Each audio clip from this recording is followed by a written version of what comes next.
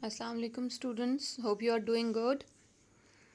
Last lecture में हम वैसे ये चैप्टर जो पढ़ रहे हैं that is about database design process.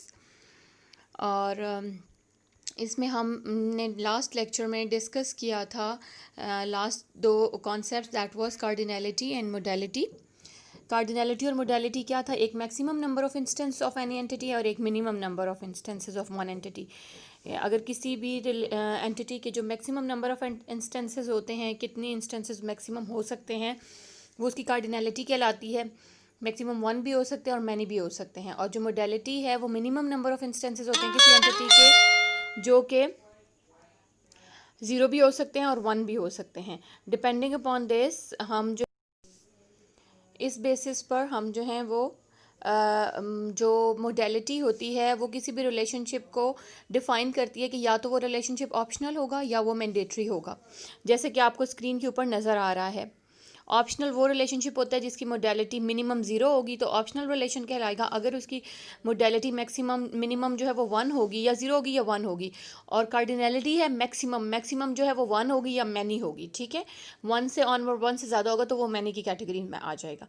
ठीक हो गया। तो कार्डिनैलिटी और मोडेलिटी ये दो कॉन्सेप्ट्स हैं, एक मैक्सिमम नंबर ऑफ इंस्टेंसेज और एक minimum number of instances of one entity.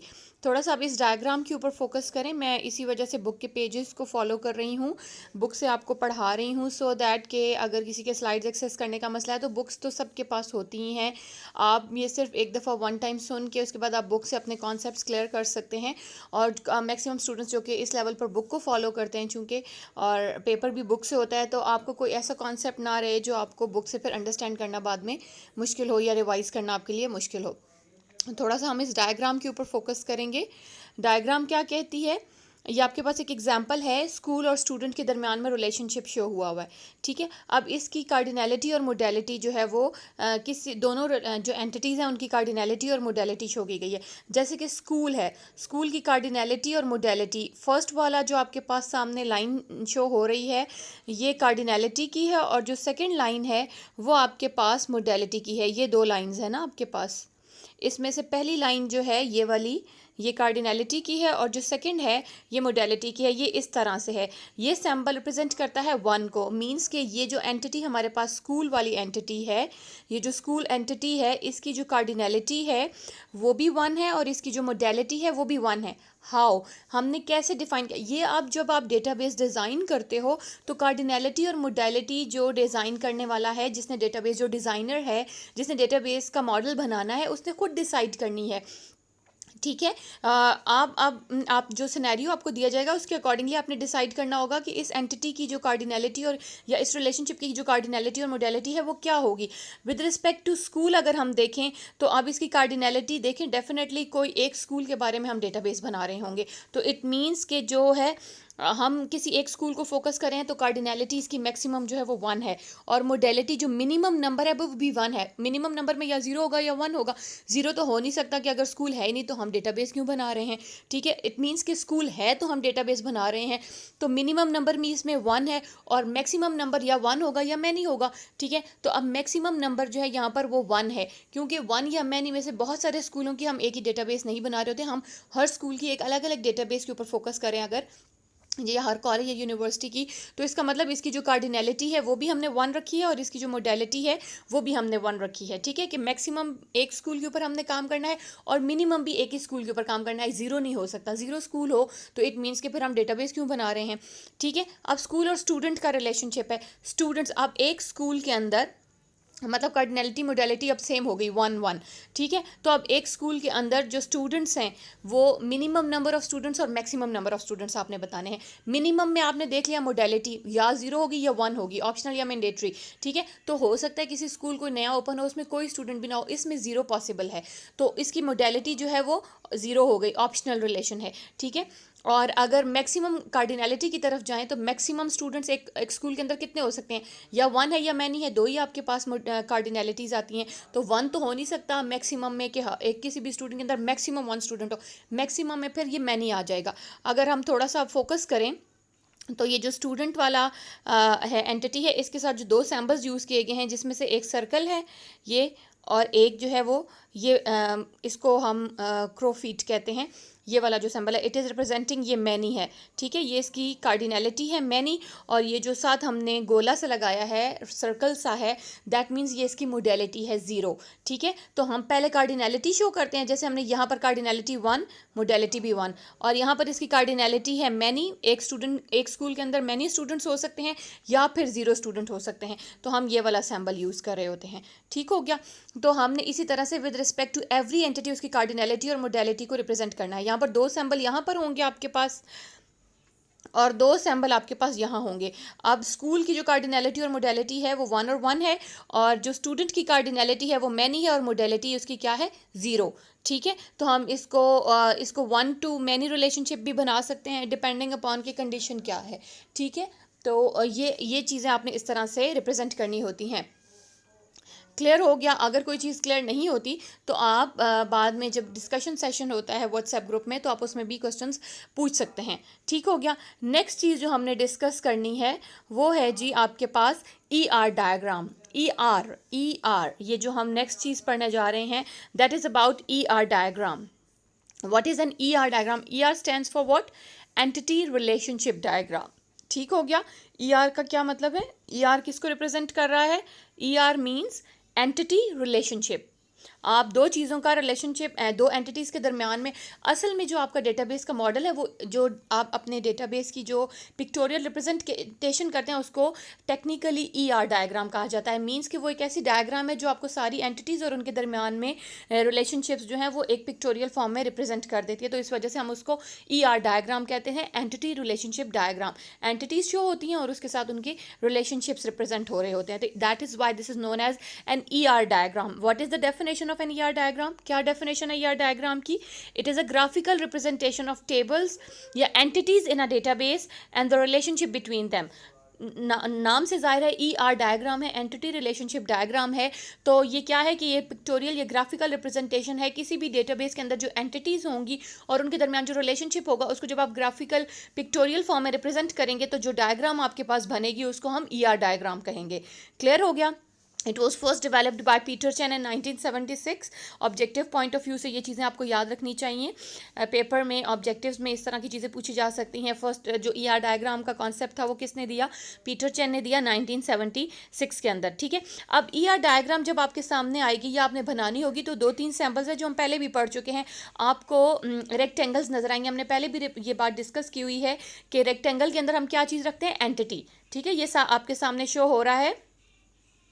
Entity को हमने रेक्टेंगल में रखना होता है और उस रेक्टेंगल के अंदर हमने एंटिटी का नाम कैपिटल लेटर में नॉर्मली रखना होता है।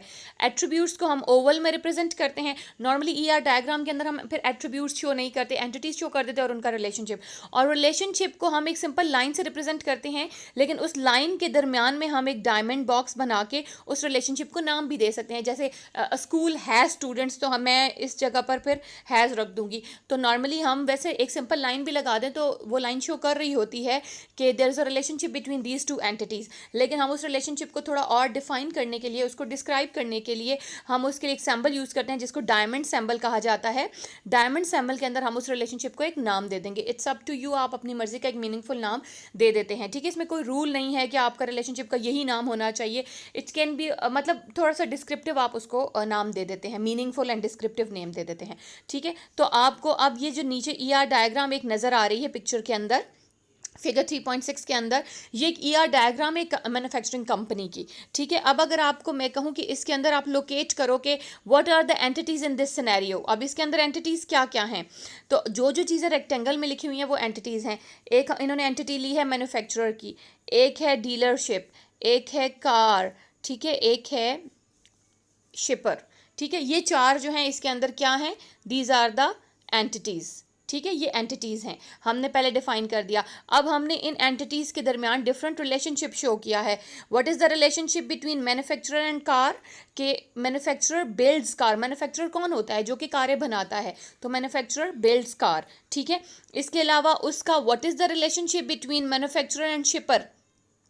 मैन्युफैक्चरर असल में काम क्या करता है कि वो शिपर को कांटेक्ट करता है कि कारों को ट्रांसपोर्ट करना है, भेजना है, ठीक है। अब मैन्युफैक्चरर बनाता है और जो डीलर होता है वो डील करता है उन कार्स की sale and purchase and selling को, और जो मैन्युफैक्चरर होता है वो फिर शिपर से कांटेक्ट करता है कि ये गाड़ी यहाँ पर पहुँचानी है, तो ये पूरा एक मैन्युफैक्चरिंग प्रोसेस बनाता है, फिर उनको अपने जो डेस्टिनेशन है वहाँ तक पहुँचाना भी होता है, ठीक है। तो ये different, it's up to you कि आपका जो के पास जो सिनेरियो है, आपको जो एक पैराग्राफ दिया जाएगा, एक सिनेरियो प्रॉब्लम आपको दिया जाता है, जो आपका यूज़र होता है वो आपको बताता है कि ये कंपनी है, ये काम करती है, इस तरह की डेटाबेस चाहिए। तो keeping in mind all those जो आपको इनपुट्स दी जाती हैं, जो आपको सिनेरियो दिया जाता है, उसकी बेस पर आप डिसाइड करते हो कि क्या एंटिटीज़ होंगी और क्या क्या रिलेशनशिप्स पॉसिबल है। अब यहाँ पर रिलेशनशिप है मैन्युफैक्चरर और कार का, कि manufacturer builds car. Second relationship है मैन्युफैक्चरर एंड शिपर का, manufacturer contacts शिपर for the shipment of the car.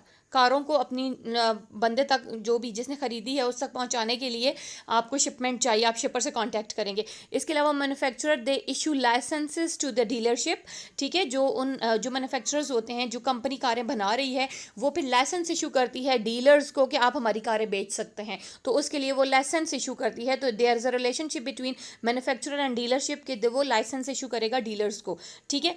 Dealers के पास क्या होता है, कार्स का स्टॉक होता है, वो मैन्युफैक्चरर से लाइसेंसिंग होती है, चूँकि वो उनसे ख़रीद लेते हैं और फिर कुछ प्रॉफिट पे आगे सेल कर देते हैं।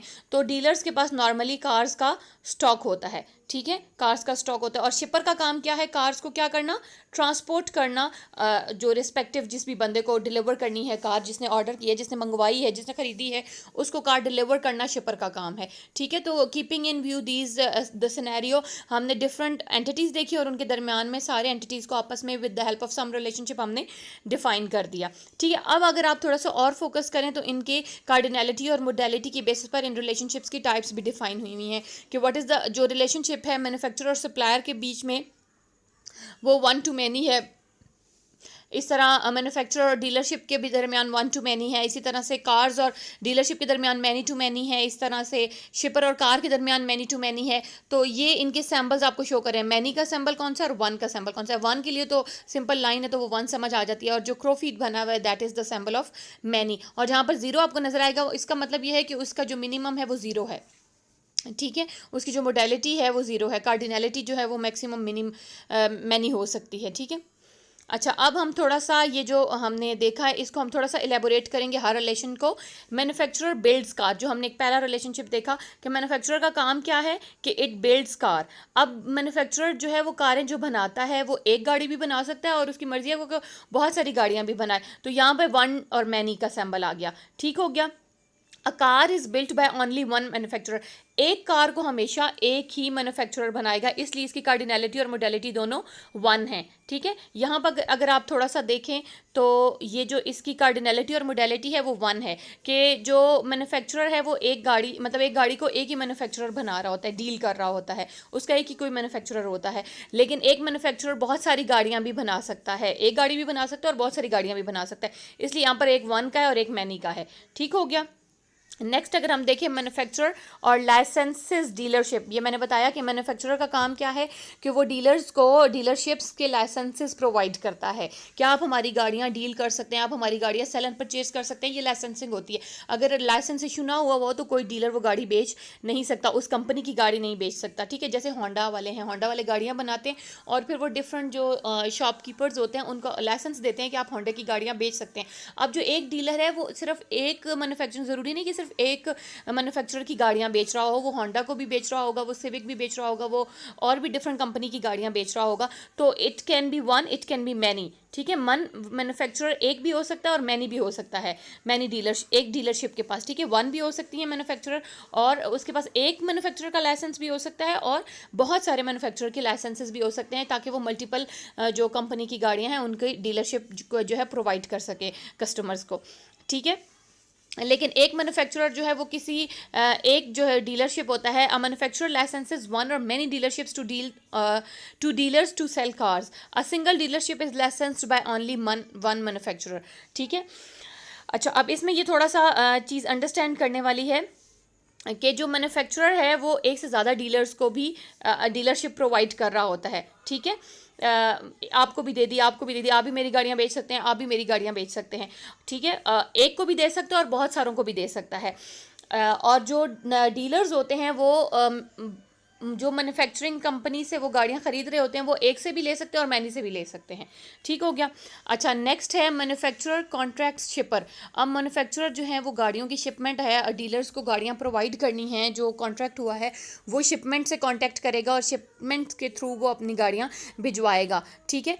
तो अब क्या होगा इसमें, जो manufacturer it contract shipper to deliver car, इनका काम क्या है, रिलेशनशिप क्या है कि मैन्युफैक्चरर जो है वो शिपर के साथ कांटेक्ट करता है ताकि वो गाड़ियाँ डीलर्स को डिलीवर की जा सकें जो उन्होंने ऑर्डर की हैं, ठीक है। मैन्युफैक्चरर मेक कॉन्टैक्ट जीरो और many shippers, a single शिपर should have contact with at least one manufacturer. अब यहाँ पर क्या है कि जो मैन्युफैक्चरर है उसका या हो सकता है किसी भी शिपर के साथ कॉन्टैक्ट ना हो, इसलिए यहाँ पर इसकी जो मिनिमम इंस्टेंसेज है वो ज़ीरो दिए गए हैं कि हो सकता है वो किसी भी शिपमेंट से कांटेक्ट ना करें, वो अपनी शिपमेंट खुद कंपनी जो है वो कर रही हो, उनकी अपनी गाड़ियां हो जिस पे वो गाड़ियों को शिप कर रहे हों, ठीक है। मतलब जो बड़े बड़े वो ट्रॉलों वगैरह पे वो शिपमेंट करते हैं, हो सकता है वो उनके अपने ज़ाती हों, उनको शिपर्स की ज़रूरत ही ना हो, वो उसी पे शिपमेंट कर देते हों, तो वो ज़ीरो, उसकी जो मिनिमम इंस्टेंसेस है कि मैन्युफैक्चरर कोई भी शिपर से कांटेक्ट ना करे तो उसके लिए ज़ीरो है। और मैक्सिमम क्या है कि वो बहुत सारे शिपर्स, मल्टीपल शिपर्स से वो कांटेक्ट करके उनके साथ, ज़रूरी नहीं होता कि उन्होंने एक फिक्स शिपर ही रखा होगा कि इसी ने हमारी गाड़ियाँ शिपमेंट करनी है, मल्टीपल जहाँ से उनको ऑप्शन अवेलेबल होगा, ईजी होगा, कॉस्ट कम पड़ेगी, वहाँ से वो उससे शिपमेंट करवा लेंगे। तो एक मैन्युफैक्चरर मल्टीपल शिपमेंट्स के साथ कॉन्टैक्ट में भी होता है, या फिर हो सकता है किसी के साथ भी ना हो। अगर शिपर का मैन्युफैक्चरर के साथ देखें तो एक शिपर जो है वो क्या है, a single शिपर should have contact with at least one manufacturer, maximum उसका वन के साथ कॉन्टैक्ट होगा, मिनिमम मैनी के साथ भी हो सकता है। यहाँ पर थोड़ा सा मुझे इख्तलाफ है कि ये जो शिपर का मैन्युफैक्चरर के साथ रिलेशनशिप है ये भी वन टू मैनी होना चाहिए, कि शिपर जो है वो किसी एक मैन्युफैक्चरर की गाड़ियाँ मिनिमम जो है वो कर रहे होंगे, या मैक्सिमम बहुत सारे मैन्युफैक्चरर्स की शिपमेंट भी वो ले रहे होते हैं। लेकिन हो सकता है कि this scenario is dependent upon a single time, कि एक सिंगल टाइम में वो शिपमेंट जो है वो एक ही मैन्युफैक्चरर के साथ डील कर रही होती है, एक से ज़्यादा के साथ नहीं कर सकती, ठीक है। तो एक शिपर मिनिमम किसी एक मैन्युफैक्चरर के साथ एसोसिएटेड होगा और मैक्सिमम भी एक टाइम पे किसी एक मैन्युफैक्चरर के साथ ये एसोसिएटेड होगा। लेकिन ये है कि इन द फ्यूचर वो उस मैन्युफैक्चरर को छोड़ के किसी और मैन्युफैक्चरर के साथ भी डील कर सकता है। अच्छा, इसके अलावा शिपर्स का काम क्या है, शिपर ने ट्रांसपोर्ट करनी है गाड़ियाँ, ठीक है। Shippers has to transport cars, तो अब इसका क्या रिलेशनशिप है, अ शिपर ट्रांसपोर्ट वन और मोर कार्स, ठीक है। अब शिपर जो है वो एक गाड़ी भी मिनिमम एक गाड़ी भी शिपमेंट कर सकते हैं और एट अ टाइम मल्टीपल गाड़ियाँ भी शिपमेंट कर सकते हैं, तो ये वन एंड मैनी हो गया, ठीक है। एक टाइम पे मिनिमम वन है और मैक्सिमम मैनी है। और जो कार्स हैं वो जो शिपर ने भेजनी है, car can be transported without any शिपर and by many shippers. अब इसमें ज़ीरो इस वजह से, जैसे हमने यहाँ पर कहा कि मैन्युफैक्चरर ज़रूरी नहीं है कि किसी शिपर को हायर करके गाड़ी भेजे, हो सकता है उनकी अपनी कन्विंस हो वो उस पर भी गाड़ियाँ भेज दें। तो कार जो है वो ज़रूरी नहीं ट्रांसपोर्ट की जाए यूजिंग अ शिपर, किसी कंपनी जो शिपमेंट का काम करती है, जो गाड़ियाँ पहुँचाने का काम करती है, ज़रूरी नहीं कि कार उन्हीं के ज़रिए ट्रांसपोर्ट की जाए। तो इसी वजह से यहाँ पर भी ज़ीरो हो गया कि कार खुद ब खुद भी ट्रांसपोर्ट की जा सकती है, इटसेल्फ भी उस कार को ड्राइव करके बंदे तक पहुंचाया जा सकता है, उसके लिए ज़रूरी नहीं होता कि आप शिपमेंट हायर करें। तो इसलिए इस वजह से इसकी जो मोडेलिटी है वो ज़ीरो है, और कार जो है वो मल्टीपल शिपमेंट्स के थ्रू भी डिलीवर की जा सकती है, कि कोई ज़रूरी नहीं है कि कोई एक ही हो, ठीक है। यहाँ पर ये जो ज़ीरो वाला कॉन्सेप्ट है ये आपको अंडरस्टैंड करना है कि कोई मैन्युफैक्चरर, यहाँ पर इसकी जो मोडेलिटी है वो ज़ीरो क्यों दी गई है कि ज़रूरी नहीं होता कि कोई मैन्युफैक्चरर शिपर से ही कांटेक्ट करके गाड़ी डिलीवर करवाएगा, वो खुद से भी गाड़ी डिलीवर कर सकता है, बीच में शिपर की ज़रूरत नहीं है। यहाँ पर भी यही कॉन्सेप्ट है कि एक कार जो है वो ज़रूरी नहीं है कि किसी शिपर के थ्रू ही शिपमेंट की जाए या डिलीवर की जाए डीलर को। वो कार आप खुद भी जो मैन्युफैक्चरर है हो सकता है वो ड्राइव करके उस गाड़ी को वहाँ तक छोड़ा है, उसके लिए किसी शिपमेंट की ज़रूरत ही ना हो, तो इस वजह से यहाँ पर ज़ीरो है, ठीक है। तो कार विदाउट एनी शिपर भी डिलीवर की जा सकती है, और यहाँ पर manufacturer can not contact शिपर for the delivery of the cars, इस वजह से यहाँ पर ज़ीरो ज़ीरो है कि मिनिमम ज़ीरो भी हो सकता है, कंपल्सरी नहीं है कि हर दफ़ा शिपमेंट हायर करनी ही करनी है। Then is the dealership stocks car. अब डीलरशिप्स अपने पास क्या करते हैं, गाड़ियाँ स्टॉक करके रखते हैं, ठीक है, क्योंकि उन्होंने गाड़ियाँ सेल करनी होती हैं। तो आपने देखा होगा डीलर जो डीलिंग शॉप्स होती हैं उनके ऊपर मल्टीपल गाड़ियाँ जो हैं वो खड़ी होती हैं। तो अब उसमें क्या होगा, अगर डीलर की दुकान खाली हो जाएगी तो फिर वो दुकान बंद हो जाएगी। तो इट मीन्स कि मिनिमम एक गाड़ी होनी चाहिए, मैक्सिमम बहुत सारी गाड़ियाँ हो सकती हैं। अ dealer can stock minimum one और मैक्सिमम मैनी कार्स, ठीक है। लेकिन एक कार जो है वो एटलीस्ट, मतलब एक गाड़ी जो वो किसी एक ही डीलर के पास होगी, ऐसा तो नहीं हो सकता कि एक गाड़ी एक टाइम में मल्टीपल डीलर्स के शॉप्स पे खड़ी हो, तो इसलिए इसकी मिनिमम भी वन है और मैक्सिमम भी वन है, ठीक है। गाड़ी किसी ना किसी डीलर के पास होगी तो इसलिए इसका मिनिमम भी वन है और मैक्सिमम भी वन इसलिए है कि ऐसा नहीं हो सकता कि एक गाड़ी एक से ज़्यादा डीलर्स के पास हो, ठीक है। एक गाड़ी है तो एक टाइम पे एक ही किसी ओनर के पास होगी ना, तो इसलिए इसका जो मिनिमम है वो भी वन है और जो मैक्सिमम है वो भी वन है, ठीक है। कि one car belong to only one dealership, minimum और मैक्सिमम किसी न किसी एक के साथ ही होगी। बट एक डीलर के पास एक टाइम पे एक गाड़ी भी हो सकती है और उसके शोरूम में, जैसे शोरूम्स होते हैं गाड़ियों के, मल्टीपल गाड़ियां भी हो सकती हैं, तो ठीक है। तो यहाँ पर वन वन है, यहाँ पर वन एंड मैनी है। होपफुली ये चीज़ें कुछ आपको अंडरस्टैंड हो गई होंगी। तो अगर कोई ऐसी चीज़ जो आपको इनमें समझ ना आई हो, उसको हम दोबारा भी डिस्कस कर सकते हैं। Let's see what else is there after that. अगर है ये कंटिन्यू है तो हम इसको कंप्लीट कर लेते हैं। अच्छा, नेक्स्ट आपके पास है ये ER diagram of the students system, draw and explain ER diagram for the system of getting admission in a college. ये अब आपसे रेलेवेंट है तो थोड़ा अंडरस्टैंड करना ज़्यादा आसान है, रादर कि आप वो जो था उसमें हम जो कर रहे थे ना कि ये जो कार और मैन्युफैक्चरिंग, ये थोड़ा सा इसलिए भी कॉम्प्लिकेटेड हो गया कि चूँकि हम ये चीज़ें करते नहीं, ये बिजनेसमैन ज़रा ज़्यादा अच्छे से अंडरस्टैंड कर सकते हैं। तो ये कॉलेज वाली जो डेटाबेस है कि स्टूडेंट्स का जो एडमिशन सिस्टम है, जो एडमिशन सिस्टम का प्रोसेस है, उसमें क्या क्या एंटिटीज़ होंगी, इसको आप एक दफ़ा गो थ्रू कर लें खुद से भी। और मैं एक दफ़ा इसको, वैसे इट्स क्वाइट ईजियर दैन वो मैन्युफैक्चरिंग वाला जो है, ये उससे ईजियर है, तो आप अपनी मर्ज़ी की। और हाँ, एक चीज़ और आपको क्लियर कर दूँ कि कभी भी आपने ये नहीं सोचना कि किसी भी सिनेरियो की सिर्फ एक ER डायग्राम पॉसिबल है। It can have multiple ways to draw an ER diagram of a single scenario. एक ही सिनेरियो है, मुझे प्रेजेंट किया जाएगा, मैं उसकी ER डायग्राम किसी और वे में बनाऊंगी, आपको प्रेजेंट किया जाएगा, आप उसको अपने सोच के मुताबिक उसकी एक ER डायग्राम बनाओगे।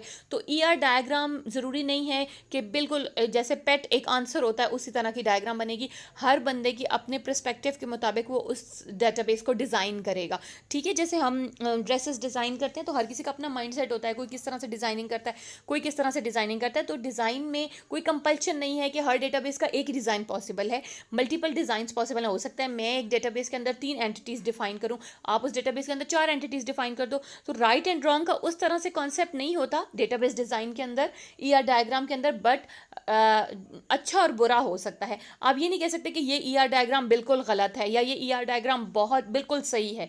सही और गलत का कॉन्सेप्ट ER डायग्राम में नहीं होता। अच्छा और बुरा आप कह सकते हो कि this ER diagram is much better than this one. ये ER डायग्राम बहुत अच्छी बनाई गई है, इसमें हर चीज़ को बड़ा अच्छा एलेबोरेट किया गया है, ज़्यादा एंटिटीज़ हैं, अच्छे रिलेशनशिप्स बताए गए हैं। ये ER डायग्राम जो है इतनी अच्छी नहीं है, बिल्कुल ही 0 लेवल की है, 1 लेवल की है, कि इसमें बस 1-2 एंटिटीज़ बताई गई हैं और इसमें बहुत ज़्यादा डिस्क्रिप्शंस नहीं है। तो ER diagram cannot be right or wrong, it can be good or bad, it can be better, it can be worse, it can be best, ठीक है। आप कह सकते हो कि ये बेस्ट ER डायग्राम है, ये बेटर है, ये वर्स ER डायग्राम है, आप उनकी कैटेगराइज कर सकते हैं, बट यू कैन नॉट से कि दिस ER डायग्राम इज़ गलत, ठीक है। ये कॉन्सेप्ट थोड़ा सा समझ लें कि ER डायग्राम जो है वो हर बंदे ने अपने पर्सपेक्टिव के अकॉर्डिंगली उसको डेटाबेस को डिज़ाइन करना है जो आपको सिनेरियो दिया जाएगा। I want you people to go through the college admission system. इसकी ये डायग्राम को एक दफ़ा करें, मैं नेक्स्ट लेक्चर में इंशाल्लाह हम कोशिश करेंगे इसको हम एक दफ़ा ओवरव्यू करके तो हम इसको वाइंड अप करें, ठीक है। विश यू गुड लक, अल्लाह हाफिज़।